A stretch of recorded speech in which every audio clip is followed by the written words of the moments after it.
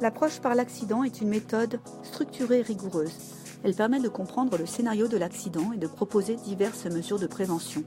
En cela, elle s'inscrit dans une démarche active de prévention des risques professionnels visant à préserver l'intégrité physique et mentale des salariés. La première étape est le recueil des faits. Les faits qui ont concouru à l'accident seront recueillis le plus tôt possible après la survenue de celui-ci. Un fait est une information, une action exprimée de façon concise. Il est observable et vérifiable, ce n'est ni une interprétation, ni une opinion, ni un jugement de valeur. Les données recueillies seront classées selon la méthode de l'Itamami. Qui est l'individu?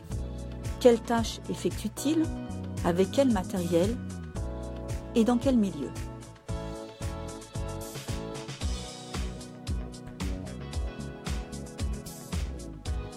La deuxième étape consiste en la construction de l'arbre des causes. L'arbre des causes est une représentation graphique de l'échaînement logique des faits qui ont conduit à la blessure. Sa construction s'appuie sur des règles. L'arbre des causes se construit à partir d'un questionnement. Qu'a-t-il fallu pour que le couvreur se fracture une vertèbre lombaire? Il a fallu qu'il heurte le sol.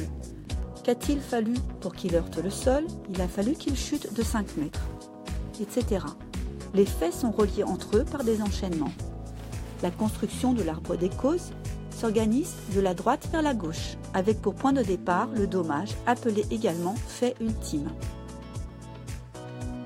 La troisième étape consiste en la mise en œuvre de la prévention. Des solutions seront recherchées pour chacun des faits qui ont concouru à l'accident. Étant donné la structure logique de l'arbre, il suffit de supprimer un seul fait pour que l'accident ne se produise pas. La quatrième étape consiste en l'extension de la prévention.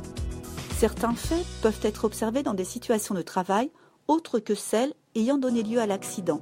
Ces faits sont appelés facteurs potentiels d'accident. Ils seront mis en évidence dans l'analyse a priori des risques afin de maîtriser au maximum ceux-ci pour préserver la santé et la sécurité des salariés.